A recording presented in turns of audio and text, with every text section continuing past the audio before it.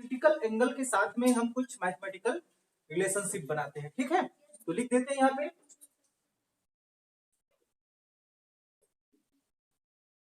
Mathematical relationship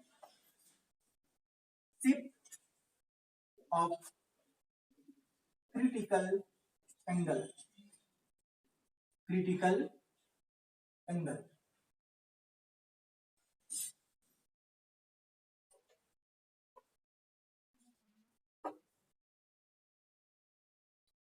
ध्यान से देखिएगा इसको।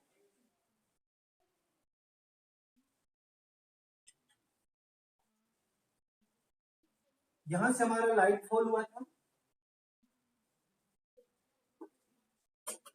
इस तरह से, यहां से, और जो रिफ्लेक्शन ऑफ लाइट था वो हमारा वाटर के लेवल पे क्या हुआ था, बेंड हुई थी। समझ में आ गया। तब अब यहाँ पे देखिए ये जो एंगल है, ये एंगल हमारा क्या था, एंगल आई, और यही एंगल को हम लोग क्या कहते थे, आईसी, यानी कि क्रिटिकल एंगल। ये एंगल आपका कितना है, 90 डिग्री। ये हमारा एंगल क्या है, आर है। कल यही घटनाएं घटी थी ना, इसी को क्या मानते हैं, टोटल इंटरनल रिफ्लेक्शन का वो पॉइंट जहां हमारा रिफ्लेक्शन ऑफ रे वाटर के लेवल पे क्या होने बेंड हुआ था। समझ में आया क्या। ये ऊपर का रिफ्रैक्टिव इंडेक्स को हम क्या मान लें, ए। इधर क्या था, हमारा वाटर था, इसलिए क्या लिखेंगे इसको, W। क्या समझ में आया। ये लाइट हमारा इधर से फॉल हुआ ना, इधर से फॉल हुआ, नीचे से हमारा फॉल हुआ इस डायरेक्शन पे, कल आपने देखा था होगा। अब इसको हम लोग स्नेल्स लॉ में अगर बैठा दें या डायरेक्टली रिफ्रैक्टिव इंडेक्स में बैठा दें, ध्यान से देखिएगा तो रिफ्रैक्टिव इंडेक्स रिप्रेजेंट किससे करते थे, म्यू से।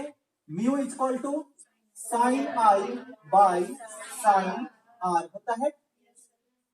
यहां पे ध्यान से देखिएगा, देयरफॉर आई इक्वल टू क्या है हमारा, IC, and R equal to क्या है, 90 डिग्री। क्या समझ में आया। तो ये दोनों का वैल्यू को हम यहाँ पे क्या करते हैं, पुट कर देते हैं। समझ पा रही है। तो बोलिए म्यू इक्वल टू क्या हो जाएगा, sine IC by sine 90 degree. Sine 90 का वैल्यू क्या होता है, साइन 90 का वैल्यू 1। अब यहां पे ये जो रिफ्रैक्टिव इंडेक्स है वो हमारा लाइट किस मीडियम से जा रहा है, वाटर मीडियम से या हवा का मीडियम से, वाटर मीडियम से। तो यहां पे अगर हम लिखना चाहें तो क्या लिख सकते हैं, W, फिर यहां पे क्या लिखेंगे, A।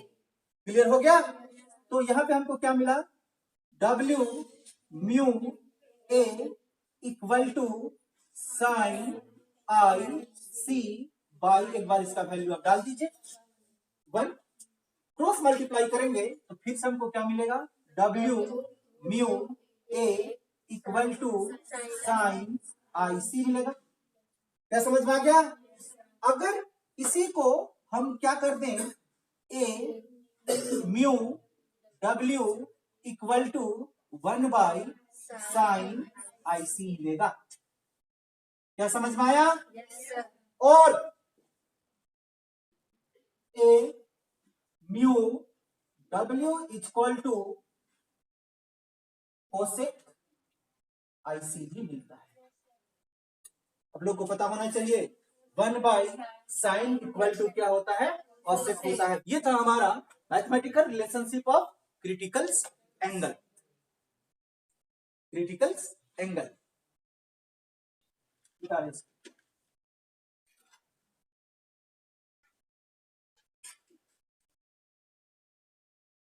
इसी को अब हम एक बार अप्लाई करते हैं किसमें, स्नेल्स का नियम में। तो यहां पे लिख देते हैं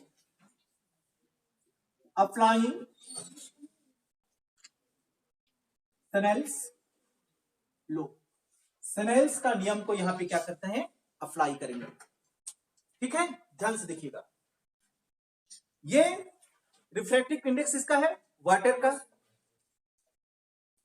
म्यू डब्ल्यू कौन सा एंगल है, आई, इसलिए हम क्या लिखेंगे, sine I, equal to mu A, हवा का मीडियम है, एयर का मीडियम है, क्या एंगल है, साइन आर। समझ में आया? देयरफॉर आई किसके बराबर है, आईसी के बराबर, एंड आर 90 डिग्री के बराबर है। समझ पा रही है? साथ में बनाएंगे या हम बना लेते हैं, हम बना लें, चलिए। Therefore mu W sine I के बदले में I C equal to mu A sine 90 डिग्री। क्लियर हो गई बात? अब इसको हम इधर उधर तिरछा गुना कर देते हैं, होगा नहीं होगा, बोलिए तो, साइन आई सी बाई, इसको यहां ले जाते हैं, sine 90 degree equal to mu A by mu W. क्या बात समझ में आया? साइन 90 का वैल्यू फिक्स है 1, तो हमको क्या मिलेगा, साइन 90 का वैल्यू 1। एक बार समझने के लिए लिख ही देते हैं, sine I C by 1 equal to mu A by mu W. तो हमको सिंपली क्या मिलता है, sine I C equal to mu A by mu W मिलता है, क्योंकि 1 का तो मतलब उतना ही है, डिवाइड भी करेंगे तो हमको साइन आई सी ही मिलेगा। क्या समझ में आई बात? और आईसी इक्वल टू, आईसी यहाँ पे क्या है, क्रिटिकल एंगल है, आईसी क्या है यहाँ पे, क्रिटिकल एंगल है।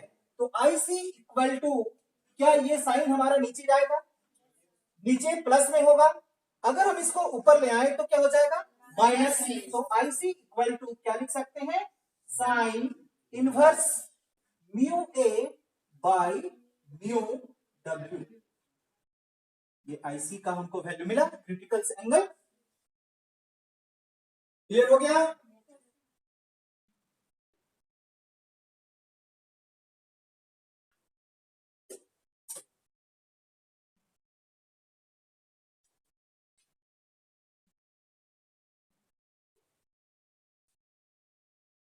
अगर हम इसको वाटर के रेस्पेक्ट में लिख दें तो क्या लिख सकते हैं, बोलिए तो, कैसे लिख सकते हैं, IC equal to sine inverse, यहां पे क्या लिखेंगे, डब्ल्यू, क्योंकि वाटर की ओर से क्या है हमारा रे ऑफ लाइट, किधर क्या है, वाटर की ओर से। फिर यहाँ पे क्या लिखेंगे, म्यू, फिर यहाँ पे क्या लिखेंगे, ये भी हमको रिलेशन देखने के लिए मिलता है। समझ पा रही है? आगे देखिए, और यहीं पे लिख देते हैं, आई सी इक्वल टू क्या है आपका, sine inverse into 1 by A mu W. तो उल्टा साइन इनवर्स नहीं लिखते हैं तो लिख देते हैं,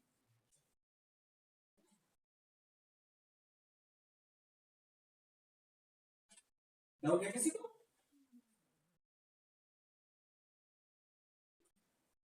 पहले वाला था वो रिफ्रैक्टिव इंडेक्स के अकॉर्डिंग में था, ये किसके अनुसार है, हमारा स्नेल्स लॉ के अनुसार है।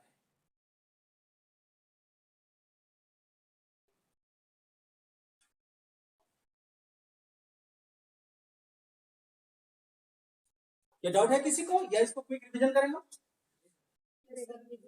चलिए, यहां पे वाटर का मीडियम, इसलिए म्यू डब्ल्यू लिखे, एंगल क्या बना हुआ है, I, W mu W sine I equal to mu A sine R, I equal to I C और आर इक्वल टू 90 डिग्री। तो म्यू डब्ल्यू साइन आई के जगह में, I C equal to mu A sine R की जगह में 90 डिग्री। क्रॉस मल्टीपल किए, sine I C by sine 90 equal to mu A by mu W. Sine I C by sine 90 का value 1 equal to mu A by mu W. तो sine I C equal to mu A by mu W मिला। Sine को अगर हम तिरछा करके नीचे लेते हैं प्लस में आएगा, फिर नीचे से ऊपर उठाएंगे तो प्लस में क्या हो जाएगा, माइनस। तो यहां पे क्या बचा हमारा, I C equal to sine inverse mu A by mu W. अब यहाँ पे I C equal to sine inverse, बोलिए कहां से लाइट रेफ लाइट स्टार्ट हुआ था, वाटर से।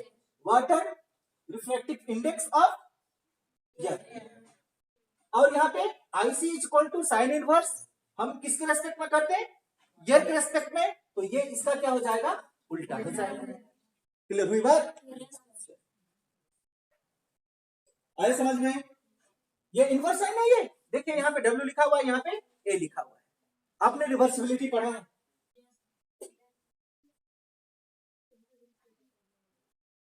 हो गया सबका। अगला टॉपिक हमारा मिराज।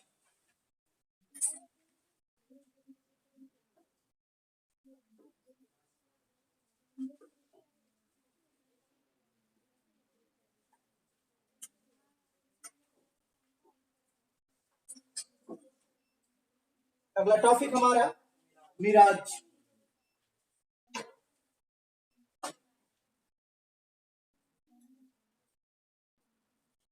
मिराज ग्रीष्म ऋतु में दिखाई देने वाली भ्रामक वस्तु मिराज कहते हैं।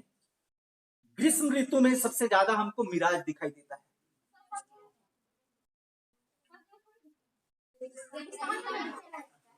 रेगिस्तान में दिखाई देता है, रोड पे दिखाई देता है। इल्यूजन कहते हैं इसको, क्या कहते हैं, इल्यूजन, यानी कि दृष्टि भ्रम। क्या समझ में आई मेरी बात, दृष्टि भ्रम कहते हैं। भ्रम, भ्रम मतलब समझ में आता है कि हम लोग का आंख का धोखा, इल्यूजन कहते हैं। दृष्टि भ्रम तो बोल रहे हैं, दृष्टि भ्रम, दृष्टि भ्रम, इल्यूजन, आंख का देखने का धोखा। समझ में आ गया। अब धोखा क्या है, आप जब तपती धूप में रोड में गुजरेंगे ना, गुजरते हैं, तो आप देखिएगा रोड का उधर में एक तो रोड आपको गड्ढा दिखाई देगा, या दिखाई देगा कि रोड में पानी जमा है, देखेगा। इसी को क्या कहते हैं, मिराज कहा जाता है। ग्रीष्म ऋतु में दिखाई देने वाली भ्रामक वस्तु, एक ही वर्ड में समझिए। समझ में आ गया। जैसे जैसे आप उसके नजदीक आएंगे, ना तो वहां गड्ढा है ना वहां पानी है। क्या समझ में आती है बात। इसी को क्या कहते हैं हम लोग, मिराज कहते हैं। और ये मिराज हमारा टोटल इंटरनल रिफ्लेक्शन का एप्लीकेशन है। टोटल इंटरनल रिफ्लेक्शन कल आपने पढ़ा है ना, उसी का एप्लीकेशन क्या है हमारा, मिराज।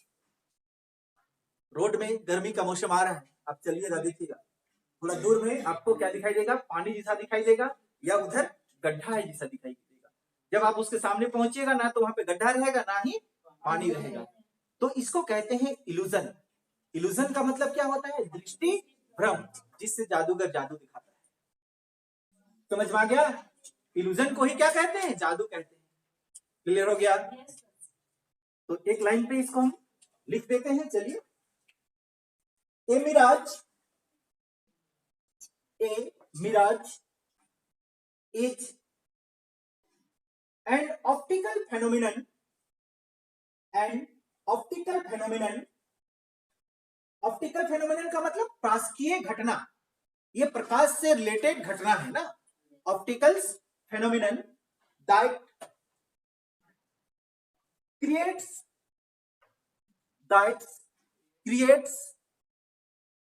The illusion. क्या क्रिएट करता है ये, इल्यूजन क्रिएट करता है, दृष्टि भ्रम पैदा करता है। क्रिएट इल्यूजन ऑफ वाटर, पानी जैसा। अब देखिएगा रोड में water, and result from the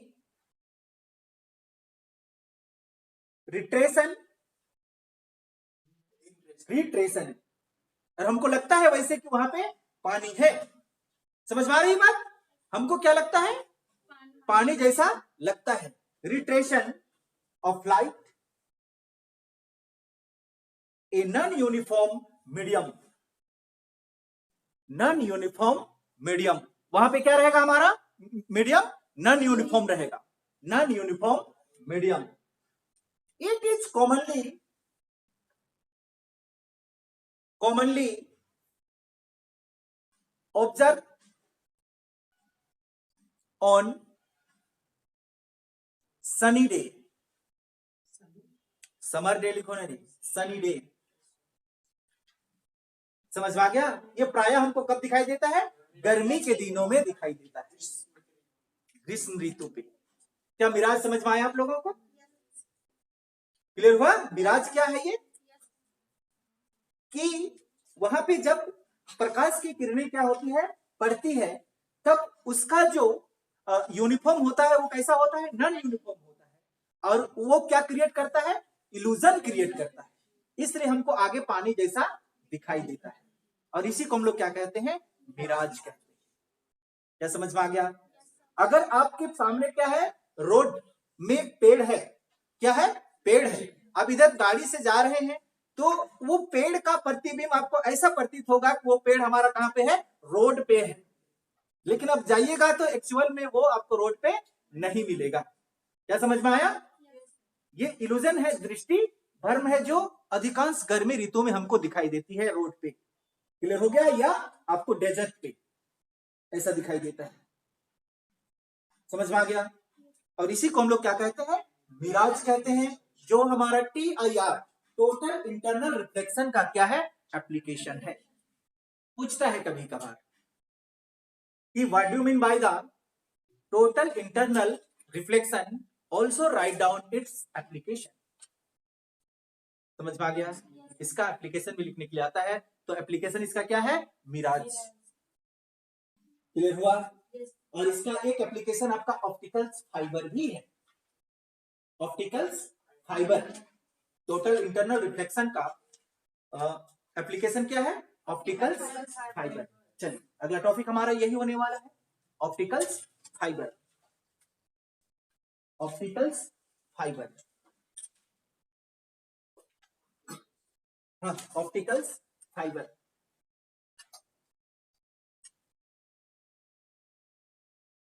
optical fibre, opticals fibre एक प्रकार का क्या है? फाइबर है, जो ग्लास से बना होता है। किससे बना होता है? ग्लास, कांच से बना होता है, फ्लेक्सिबल ग्लास से बना होता है। समझ में आ गया? जिसका डायमीटर हमारा बाल के बराबर होता है। क्या मेरा बात समझ में आया? जिसका डायमीटर क्या होता है? ह्यूमन हेयर के बराबर होता है। मानव का जो बाल है उसके बराबर होता है उसका डायमीटर। समझ में आ गया? इसका जो क्रिटिकल एंगल होती है वो होता है आपका 41.19 डिग्री का। कितना? 41.90 डिग्री का। जब भी इसमें कोई फ्रीक्वेंसी को क्या किया जाता है? होल्ड किया जाता है। यहाँ पे थोड़ा सा पीछे लौटते हैं। आपने लाइट के बारे में पढ़ा? लाइट में ड्यूल नेचर होता है या नहीं होता है? मतलब ड्यूल नेचर है, मतलब ये एक तरह से पार्टिकल्स भी है और क्या है? वेव है। तो लाइट हमारा एनर्जी को एक जगह से दूसरी जगह ट्रांसफर कर सकता है, करता है या नहीं करता है?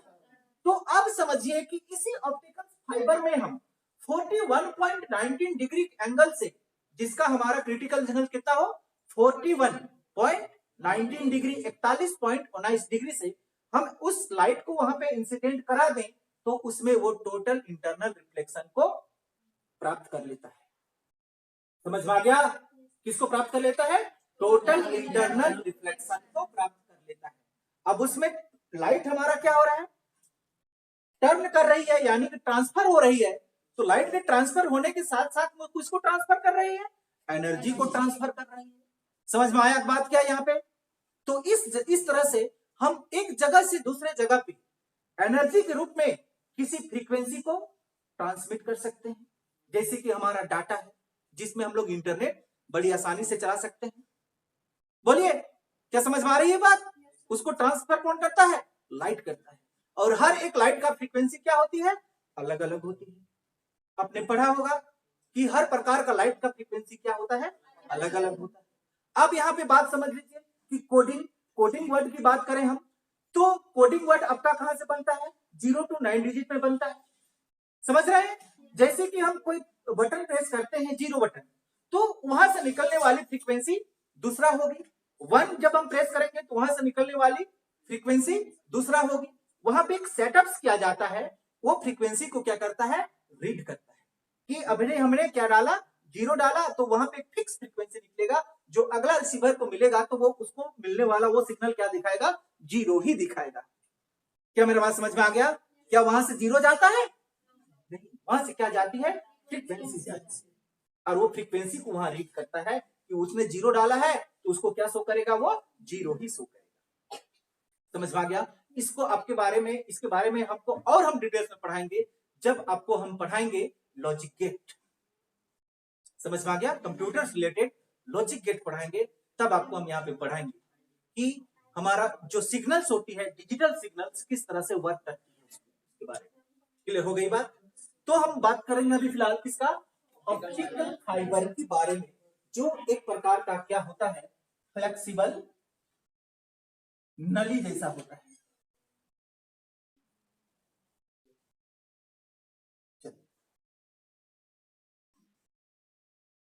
ये इक्वल डायमीटर का है सब, ठीक है ना?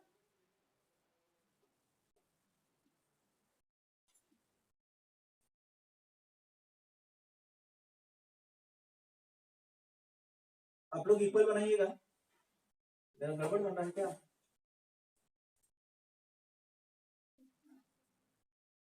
ये देखिए, ये बहुत मोटा दिखाई दे रहा है, हालांकि इतना मोटा नहीं होता है। हमने क्या बोला? हम लोग ह्यूमन हेयर के डायमीटर के बराबर, मानव का जो बाल है ना, उसके बराबर होता है उसका डायमीटर। क्लियर हो गया? तो वही समझेंगे, ये ऑप्टिकल्स फाइबर है। क्लियर हो गया? चलिए ध्यान से समझिएगा। ये वाला जो मीडियम आपको दिखाई दे रहा है, ये मीडियम आपको दिखाई दे रहा है, ये वाला मीडियम को हम लोग ट्रांसमिटेड मीडियम कहेंगे। क्या मीडियम कहेंगे? Transmitted medium. जबकि ये वाला भाग क्या होता है? हमारा ग्लास होता है। क्या होता है? बीच वाला ग्लास होता है। समझ पा रही है बात? ये वाला ट्रांसमिटेड मीडियम होती है। इसका जो क्रिटिकल एंगल है, समझो मुझे पहले बात हो रहा है ना, इसका जो क्रिटिकल एंगल है, यानी कि यहां से जब हम लाइट को इंसिडेंट कराएंगे तो यहाँ लाइट फॉल होगी ना, तो यहाँ पे बनने वाला एंगल कितना होना चाहिए? 41.90 डिग्री का होना चाहिए। ये इसका क्या है? आईसी है, क्रिटिकल एंगल है। अगर इससे कम ज्यादा फ्रीक्वेंसी, मतलब इससे कम ज्यादा एंगल से आप लाइट को इंसिडेंट कराएंगे तो वो टोटल इंटरनल रिफ्लेक्शन नहीं प्राप्त करेगा। क्या समझ में आ गया? अब ये क्या होगा उसको ध्यान से समझिए। यहाँ पे लाइट, यहाँ पे क्या, ये क्या है? ट्रांसमिटेड मीडियम है। ये लाइट को क्या करेगा? ट्रांसमिट करेगा इस डायरेक्शन पे। फिर ये भी तो ट्रांसमिट मीडियम है, ये भी क्या करेगा? फिर से इसको ट्रांसमिट करेगा। फिर ये फिर क्या करेगा? इसको ट्रांसमिट करेगा। अब यहां से मान के चलिए हम अमेरिका तक क्या बिछा दिए हैं? ऑप्टिकल फाइबर में बिछा दिए हैं। तो बताइए लाइट का स्पीड एक सेकंड में क्या होती है? 3 लाख किलोमीटर प्रति सेकेंड, 3 इंटू 10 पावर 8 मीटर पर सेकेंड, यानी कि 3 लाख किलोमीटर के बराबर होती है। तो एक सेकेंड में यहां का सिग्नल कितना दूरी को तय कर लेगा? 3 लाख किलोमीटर दूरी को तय कर लेगा। क्या समझ में आया आपका? और इसी को हम लोग क्या कहते हैं? ऑप्टिकल फाइबर कहा जाता है। यहाँ पे आपको बहुत इंटरेस्टिंग चीज हम बताने वाले हैं। ये ऑप्टिकल फाइबर, समझिएगा, ये ऑप्टिकल फाइबर हमारा किससे बनता है? किससे बनता है? ग्लास से बनता है। किससे बनता है? रबर से बनता है। किससे बनता है? सैंड से बनता है। क्या है ये? सैंड, बालू से बनता है। समझिएगा यहाँ पे, ये इसका समझिएगा, इसका जो प्रोडक्शन है वो बड़ी सस्ता है। क्या है? बहुत सस्ता है, लेकिन इसका टेक्नोलॉजी महंगा है। क्या समझ में आया? सैंड से क्या बनाया जाता है? सैंड से देखिए सिलिका, और इसी सिलिका से क्या बनाया जाता है? ग्लास। और यही ग्लास से क्या बनता है हमारा? Optical fibre. क्लियर?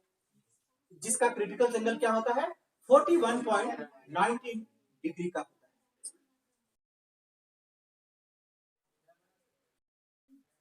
फ्लेक्सिबल होता है इसलिए टेढ़ा बनाते हैं। क्या समझ में आती है बात?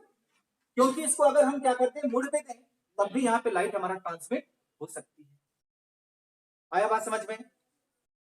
ये इसका इन है तो ये इसका आउट है। कितनों दूर आप लेके जाइए, कितनों उसको टच करा दीजिए, वो लाइट को एक जगह से दूसरी जगह पे चल जाए। कहने का मतलब मेरा क्या हुआ समझ में? कि आपने एक घर बनाया, आपको यहाँ पे क्या चाहिए? रे ऑफ लाइट चाहिए, सूरज की किरणें चाहिए। आप इतना मोटा का ऑप्टिकल फाइबर ले लेंगे, क्लियर हो गया? और छत में लेके उसका क्रिटिकल एंगल को कितना कर दीजिए? 41.9 डिग्री कर दीजिए। आपका घर के अंदर में सूरज का रोशनी पहुंच जाएगा। आ रही बात समझ में? ये हमारा ट्रांसपेरेंट भी होता है, आप यहाँ पे लिख देंगे, नहीं तो फिर दिक्कत हो जाएगा। ट्रांसपेरेंट, ट्रांसपेरेंट मीडियम भी होता है। बन गया सबका फिगर? किसी को पूछना है इसके बारे में? क्लियर है ना? ये छोटा सा चीज है ऑप्टिकल फाइबर। ये किसका एप्लीकेशन है? टोटल इंटरनल रिफ्लेक्शन का एप्लीकेशन है। क्लियर हो रही बात? चलो देखते हैं। And optical fibre, and optical fibre is a flexible, flexible का मतलब समझ में आता होगा, लचीला। Flexible, transparent, transparent fibre made by, made M-A-D-E, made by drawing glass, made by drawing glass, D-R-A-W-I-N-G, drawing glass। किससे बना होता है? कांच से बना होता है। ब्रैकेट्स में आप सिलिका भी लिख सकते हैं। ब्रैकेट्स में क्या लिख दीजिएगा? सिलिका। और प्लास्टिक। क्लियर हो गया? Plastic. 2A, 2A diameter, diameter slightly, slightly thicker than, thicker than, thicker than that of, that of human ear, ear, ear, known as optical fiber, known as optical fiber। बात भी समझ में आ गया होगा आप लोगों को? क्लियर हो गया यहाँ पे ऑप्टिकल फाइबर? पूछना है किसी को? ऑप्टिकल फाइबर के बारे में आपने क्या लिखा? कि ये क्या है? ऑप्टिकल फाइबर फ्लेक्सिबल और ट्रांसपेरेंट फाइबर है कि नहीं है? जो किससे बना हुआ है? ग्लास या सिलिका और प्लास्टिक से बना हुआ है, जिसका डायमीटर स्लाइटली ह्यूमन का जो बाल है उससे थोड़ा सा क्या होता है? ठीक है, ठीक, मोटा, थोड़ा सा मोटा, लगभग मान के चलिए कि ह्यूमन के बाल के बराबर ही होता है इसका डायमीटर। समझ में आ गया? अप्रोक्स मान के चलिए कि इतने मोटा हो। क्लियर हो गया? क्या कहलाता है? ऑप्टिकल फाइबर कहलाता है। पैराग्राफ चेंज करके लिखेंगे, it is use, it is used to transmit,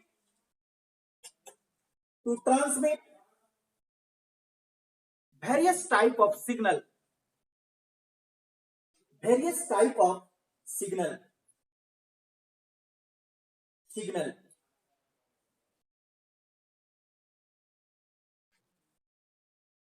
It not create any type of resistance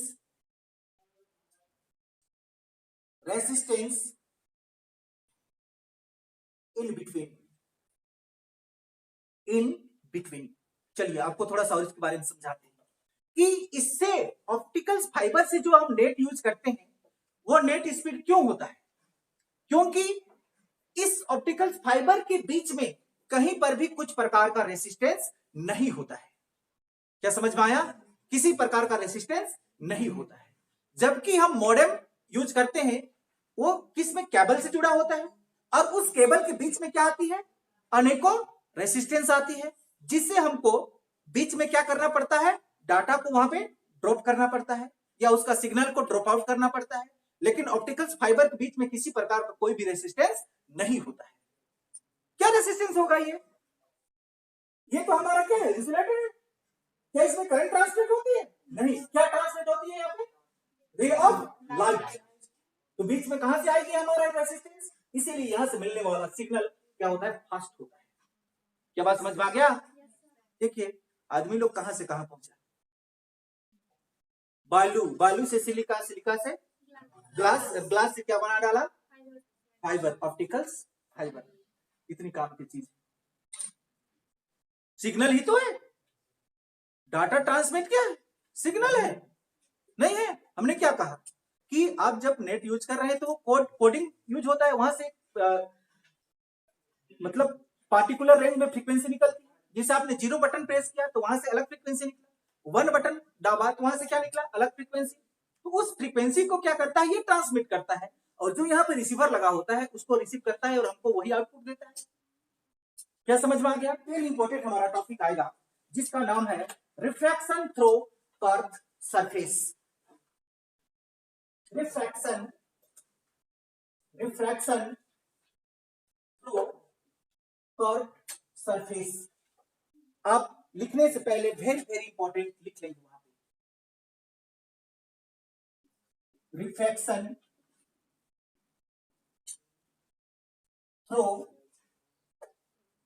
curve surface.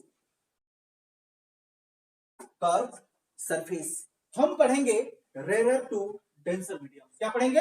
Rare to denser medium. यहां पे लिख भी देंगे ताकि आगे चल के दिक्कत ना हो। Rare to denser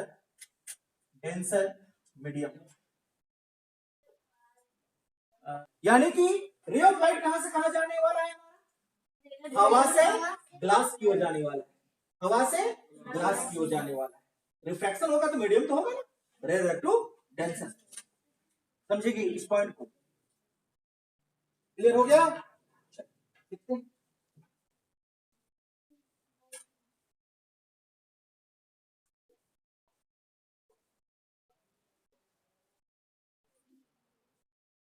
curve surface है, कर्वी सरफेस है ना। इधर हमारा ग्लास है, क्या है, ग्लास। आप लाइट को क्या करेंगे, इधर से खोल कराएंगे। अब ये क्या मीडियम बन गया, डेंसर मीडियम। इधर क्या हो गया, रेयर मीडियम। तो हमारा कहां से कहां होगा, रेयर टू डेंसर, यानी कि इस डायरेक्शन से क्या होगी, लाइट फोल्ड होगी। इस डायरेक्शन से हम लाइट को क्या करा देते हैं, फोल्ड करा देते हैं। ये लाइट हमारा यहाँ पे पड़ा। तो आपको पता है जब रे ऑफ लाइट एक मीडियम से दूसरे मीडियम में इंटर करती है तो इसका पाथ क्या होता है,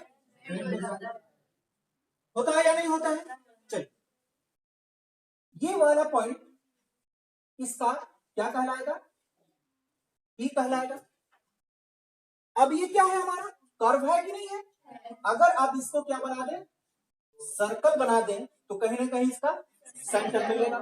चलिए हम इसका सेंटर यह मान लेते हैं, क्या ठीक बीचों बीच में है ना हमारा पी।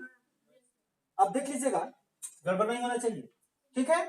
अब ये जो इंसिडेंट रे ऑफ लाइट है इस मीडियम से जब क्या होगा, हमारा इंटर करेगी अनदर मीडियम पे, तो इसका पाथ क्या होगा, बैंड होगा।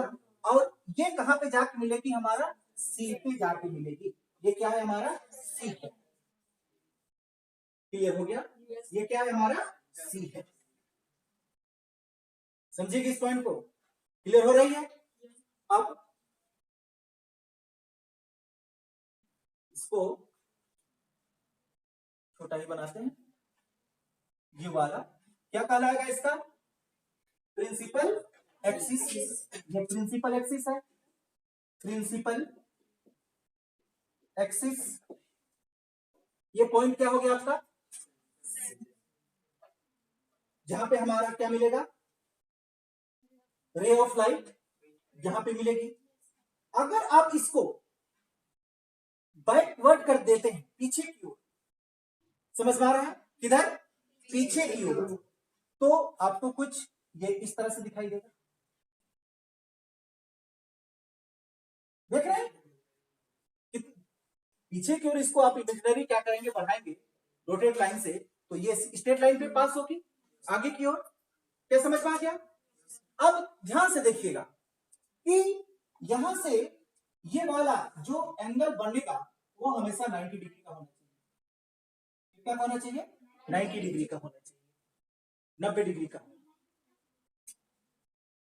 समझ में आ रहा है? कितना होना चाहिए? 90 डिग्री का। लेकिन इस केस पे जब लाइट हमारा क्या होता है?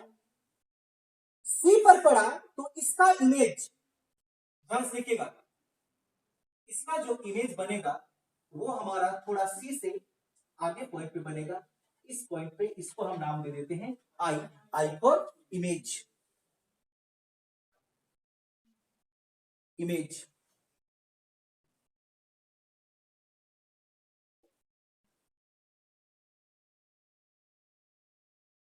और इस रे का नाम हमारा पड़ता है री एट। री री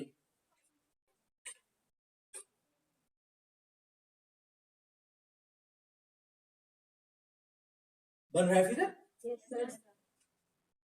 ये भी रे ऑफ लाइट है। ये भी रे ऑफ लाइट है।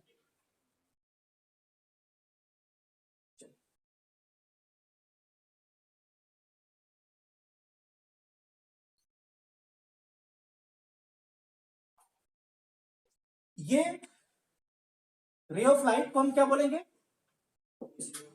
इंसिडेंट रे है ये। समझ में आ गया? यहां पे क्या है हमारा? ऑब्जेक्ट। यहां पे क्या है? ऑब्जेक्ट। इसी ऑब्जेक्ट का इमेज यहां पे बना है। इस केस में रिफ्लेक्शन थ्रू कर्व सरफेस में।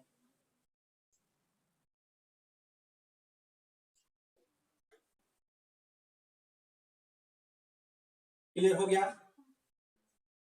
चलिए थोड़ा सा और ध्यान दीजिएगा। ये जो 90 डिग्री देख रहे हैं ना, ये कौन सा एंगल है? इंसिडेंट एंगल है। समझ पा रही है?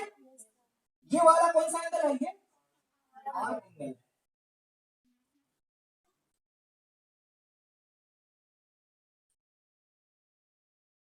यहां से हम एक नॉर्मल भी ड्रॉ करेंगे।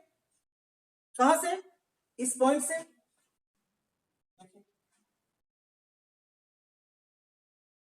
नॉर्मल ड्रॉ कर दिए। इस पॉइंट का नाम दे दीजिए एन। पी और एन क्वाइट क्लोज है, एकदम नजदीक है,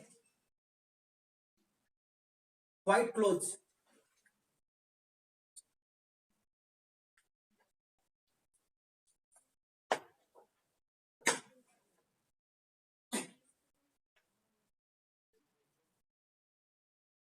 क्लियर हो गया? चलिए आगे बढ़े। चलिए इस पॉइंट का भी नामकरण कीजिए। ये पॉइंट का नाम दे दीजिए क्यू। क्लियर हो गया? एक बार फिर से देखिएगा। इस पॉइंट का नाम क्या है? ओ। इस पॉइंट का नाम पी। इस पॉइंट का नाम एन। इस पॉइंट का नाम सी। इसका आई। ये हमारा कौन सा मीडियम था? रेयर मीडियम, जिसको हम मीडियम 1 मान सकते हैं। ये कौन सा मीडियम था? Denser medium. इसको हम मीडियम 2 मान सकते हैं।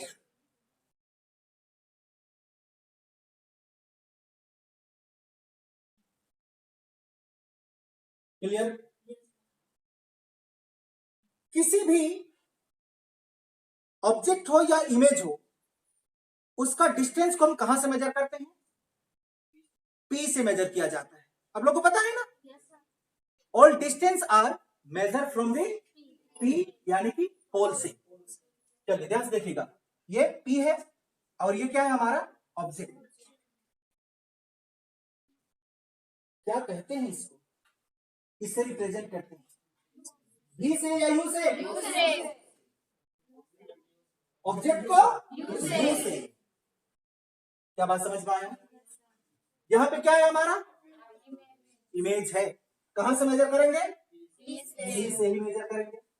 इसको इमेज को क्या कहते हैं? ठीक है, क्लियर हो गया? और एक चीज देखिएगा, ये हमारा पॉइंट पी है ना? यहां से सी क्या कहा जाता है?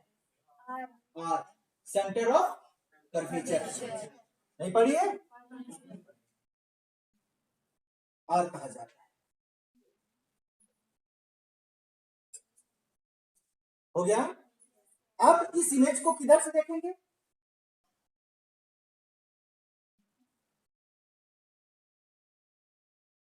इधर से।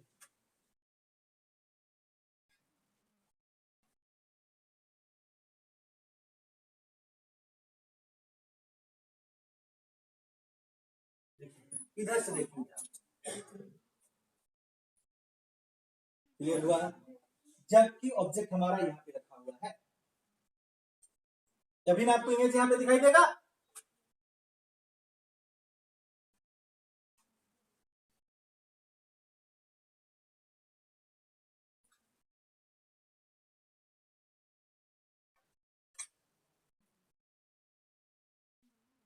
लिख लिए? चलिए, यहां पे आपको और 3 एंगल देखने के लिए मिलेगा। दिखाई देता है एंगल? ये एंगल आपको दिखाई दिया, ये एंगल का नाम पड़ा अल्फा। यहां पे एक एंगल दिखाई दिया, इस एंगल का नाम पड़ा बीटा। यहां पे एक और एंगल दिखाई दिया, इस एंगल का नाम पड़ा गामा।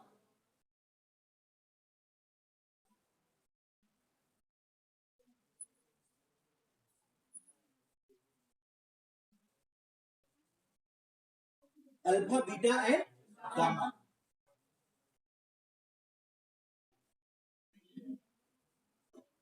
क्लियर हो गया? सबको डाउट है कहीं फिगर पे? नहीं। चलिए, assumption all angle are small। यहां का सभी एंगल क्या है? छोटा है। क्लियर हो गया? सभी एंगल क्या है? छोटा है। पहला एजम्पशन आप देखिएगा, साइन आई इक्वल टू आई। समझिएगा इस पॉइंट को। आई के बदले में हम क्या लिख सकते हैं? साइन आई, या इसी आई के बदले में हम क्या लिख सकते हैं? टेन आई भी लिख सकते हैं। क्लियर हो रही बात? दूसरा पॉइंट देखिए, ये क्या है? रेयर मीडियम है। क्या मान के रखे हैं आप? M1। रेयर मीडियम को क्या माने हैं? M1। जबकि डेंसर मीडियम को क्या माने हैं? M2। दूसरा एजम्पशन था।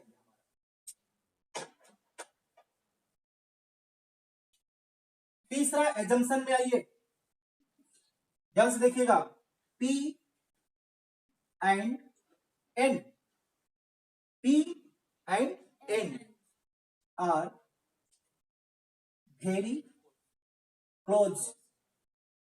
तीसरा एजम्पशन है क्या?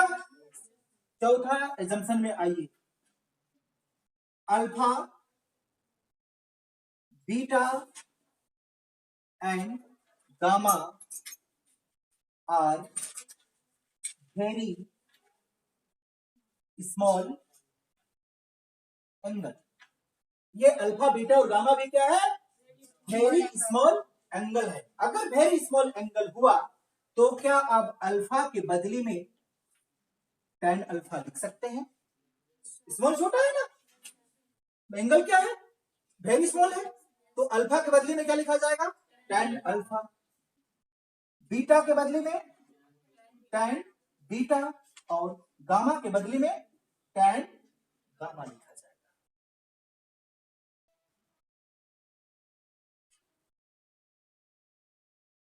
वेरी वेरी इंपॉर्टेंट 5 नंबर का क्वेश्चन, 5 मार्क्स क्वेश्चन।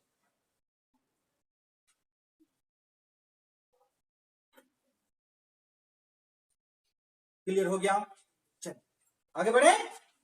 पूछना है अभी तक किसी को इसका एजम्पशन? जो यहां दिख रहा है उसी को लिखें। एजम्पशन में देखिए क्या लिखें, साइन आई आई या टेन आई। अगर आर भी रहे तो क्या लिखेगा, साइन आर या टेन आर। इतनी बात समझ में आता है। क्लियर हो गया? दूसरा एजम्पशन हमने क्या लिखा, रेयर मीडियम को M1 माने हैं, डेंसर मीडियम को M2 माने। तीसरा एजम्पशन क्या है, P and N are very close. चौथा एजम्पशन क्या है, alpha beta and gamma are very small angle, then alpha is equal to tan alpha, beta is equal to tan beta, gamma is equal to tan gamma. यहां पे आपको दिखाई देता है। Clear हो गया? चलिए आगे। According to Snell's law, Snell's के नियमानुसार, स्नेल्स के नियमानुसार, इसके नियमानुसार म्यू इक्वल टू क्या जानते हैं हम लोग, sine I by sine R. जानते हैं क्या? चलिए, तो यहां पे mu 2 1 equal to sine I by sine R, यही लिखेंगे? सही तो लिखे? 1 2 कैसे होगा? हाँ 2 1 है ये 2 1 क्या बोल रहे हैं हम, कुछ नहीं समझ में आ रहा। ये मीडियम है ना, ये मीडियम और ये मीडियम, वो मीडियम का नाम लिखे हैं। हाँ मीडियम को शो कर रहा है ये, equal to sine I by sine R. Clear हो गया? इक्वल टू क्या होगा, म्यू 2 बाई म्यू 1। अब तो समझ में आए, म्यू 1। क्लियर हो गया? चलिए, अगर हम यहां से साइन और साइन को क्या करते हैं, काट दें तो कट जाएगा, कटेगा कि नहीं कटेगा? तो क्या हम इस इक्वेशन को लिख सकते हैं, नाउ वी कैन राइट, क्या हम इस इक्वेशन को लिख सकते हैं? जस्ट देखिएगा, I by R equal to mu 2 by mu 1, लिख सकते हैं ना? वी कैन राइट दिस, भी लिख दो ना, वी कैन राइट दिस।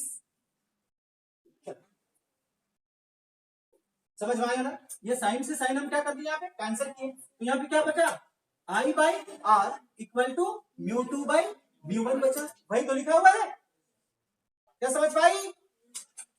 चलिए, अब इसको हम क्या करें, तिरछा गुना करते हैं, mu 2 R, mu 2 R equal to mu 1 I, यही मिलेगा। क्रॉस मल्टीप्लाई करने पर ये मिलेगा या नहीं मिलेगा? अब इसको हम किसके नाम से जानते हैं, यही तो है हमारा स्नेल्स लॉ, यही है स्नेल्स लॉ।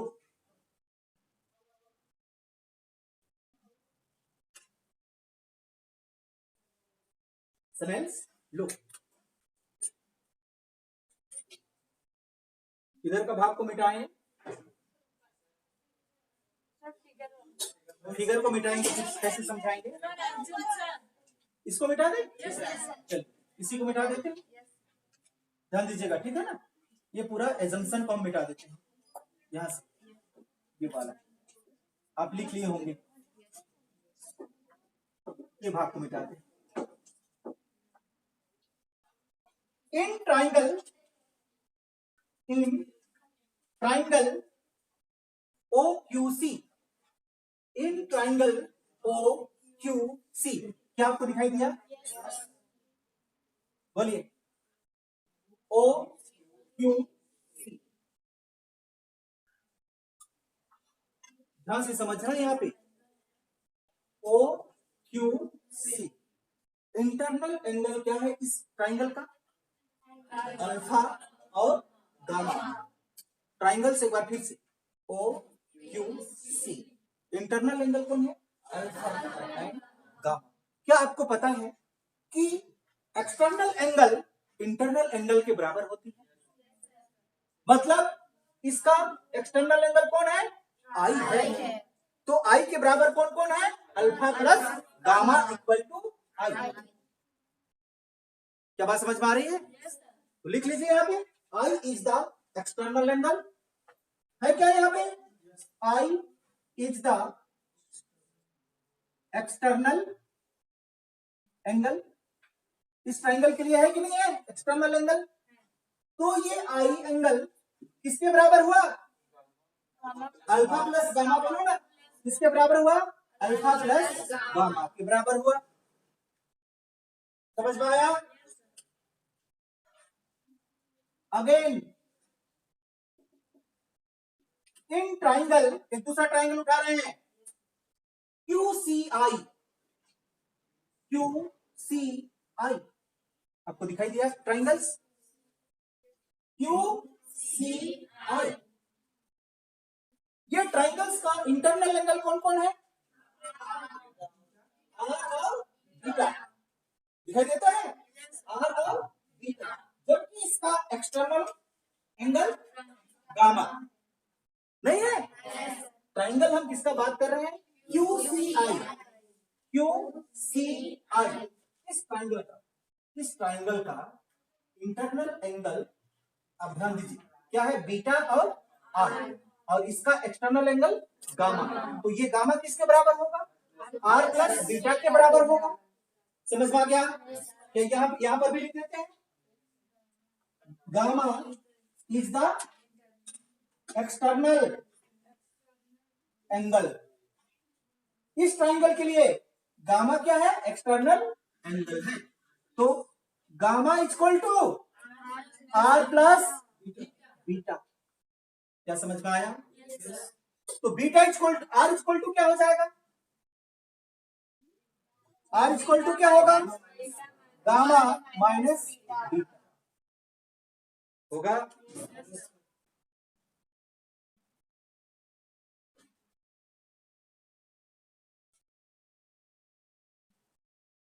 क्लियर हो गया?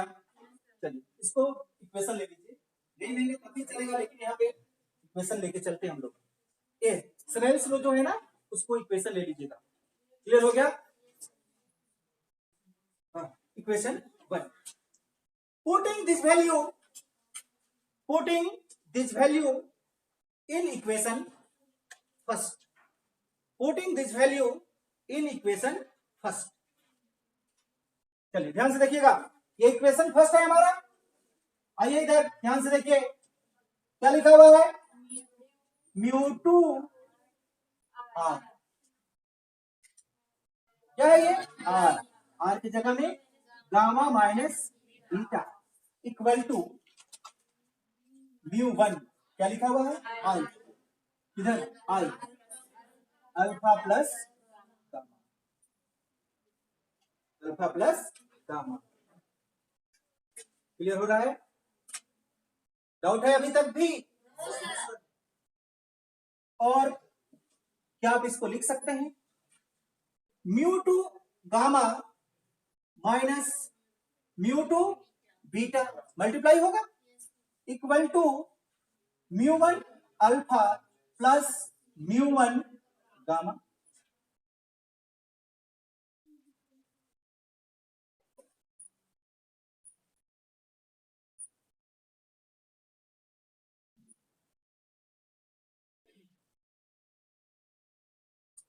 क्लियर हो गया?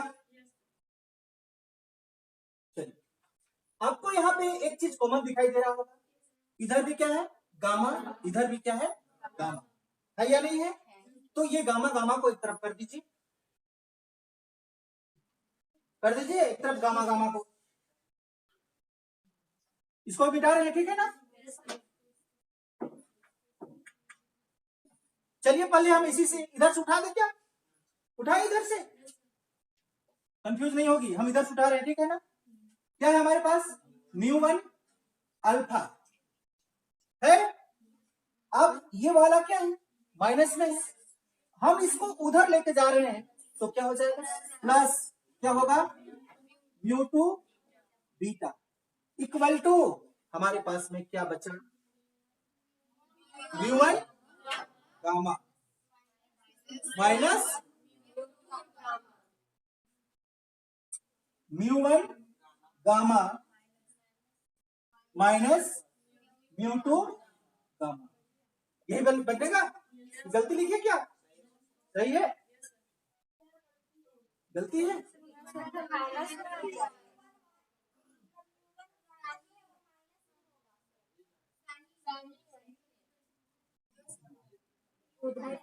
अच्छा ये क्या बोल रही है उसको ध्यान से समझिएगा। चलिए ध्यान से देखिए, अब हम इसको इधर लिखे थे, इसको उधर लेके गए, ठीक है। ये तो बचा हुआ है हमारे पास, बचा हुआ है या नहीं बचा हुआ है। चलिए क्या है हमारे पास में, μ2 गामा, इतना बात समझ में आया। अब ये अभी किसमें है, प्लस में है, तो इसको हम इस साइड में लेके लाएंगे ना अभी, तो क्या हो जाएगा, माइनस μ1 गामा। सही बोल रही थी, होता है कंफ्यूजन।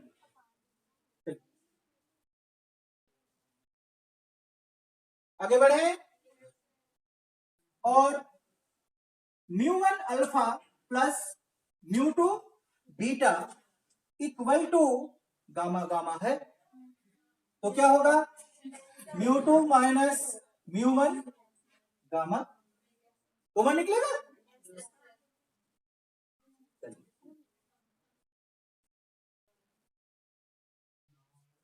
क्लियर हो गया।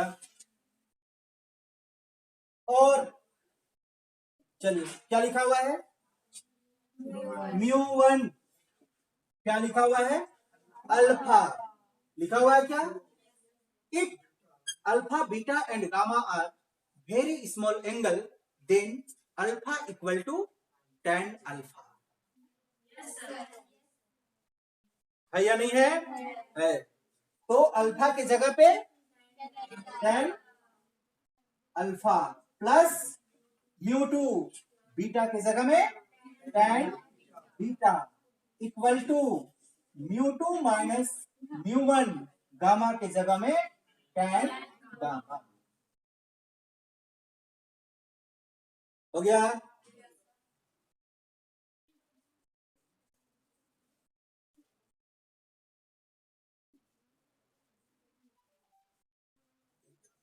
क्लियर हो गया, आगे बढ़े। Therefore, tan theta is equal to trigonometric ratio P by B. P by B होता है क्या, होता है। क्लियर हो गया। और क्या लिखा हुआ है, μ1, हम क्या लिखेंगे, μ1 tan अल्फा यानी कि tan थीटा, अल्फा थीटा की जगह में क्या है, अल्फा, तो P बाई बी, अल्फा कहां पे है, यहां पे है, तो इस ट्राइंगल पे P कौन है और B कौन है, जल्दी बोलिए, Q N by O N, Q N by O N plus μ2 है क्या, tan बीटा, देखिए बीटा किधर है, बीटा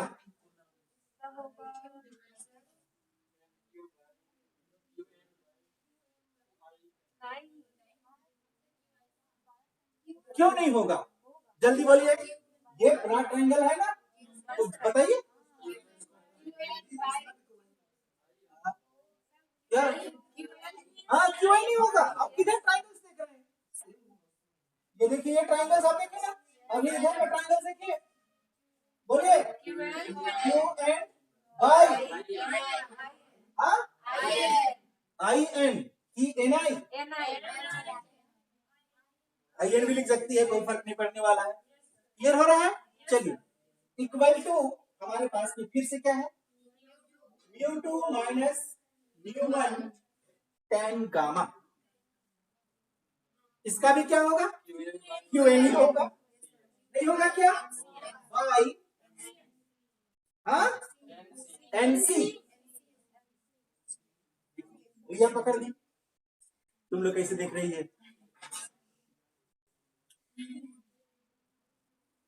हो गया। और क्या यहाँ पे क्यू एन है, यहाँ भी क्यू एन है, क्यू एन को कॉमन निकालें, क्यू एन कॉमन बाहर निकला, क्या बचा, mu one by O N plus mu two by N I equal to mu two minus mu one by Q N by N C, Q N से Q N cancel, क्या कटेगा, बराबर का इधर उधर बराबर होने से क्या होगा, घटेगा, घटेगा। क्लियर? अब इसको भी फिर मिटाना पड़ेगा हमको, यहां से मिटा दे,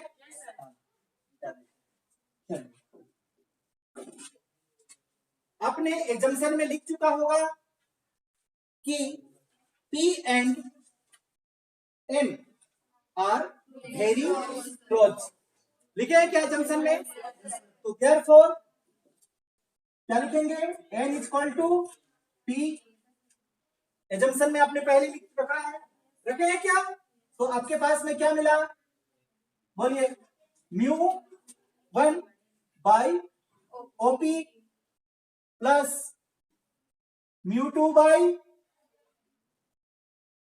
P I equal to mu two minus mu one by NC यानी कि पीसी। क्लियर हो गया? यूजिंग साइन कन्वेंशन बताइए, ओपी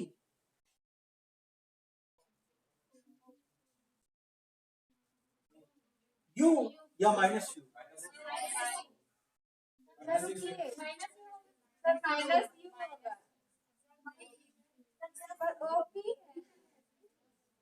मतलब एक चीज हमेशा याद रखना, किसी भी चीज का डिस्टेंस हम पी से ही मेजर करते हैं, कहां से मेजर किया जाता है, पी से मेजर करते हैं, all distance measure from the point pole P.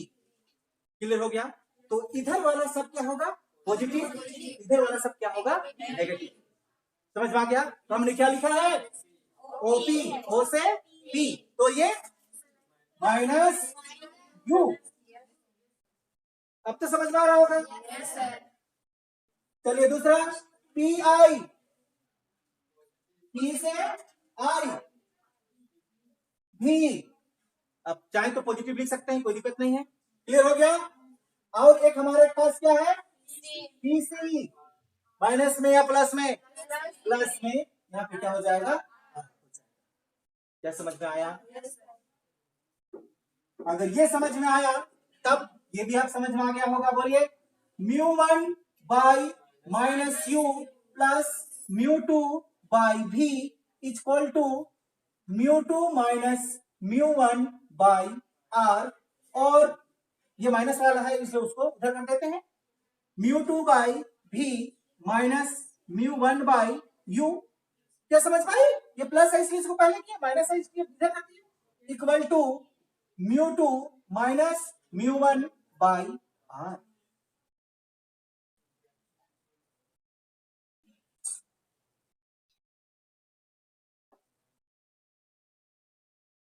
Clear हो गया? डाउट है?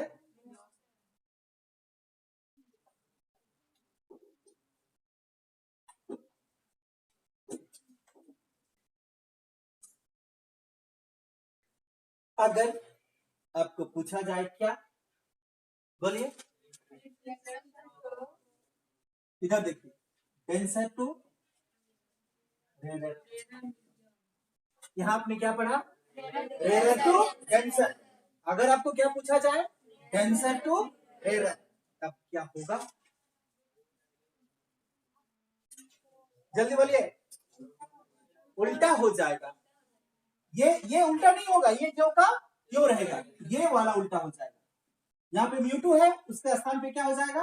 μ1 by v minus μ2 by u equal to μ1 minus μ2 by r।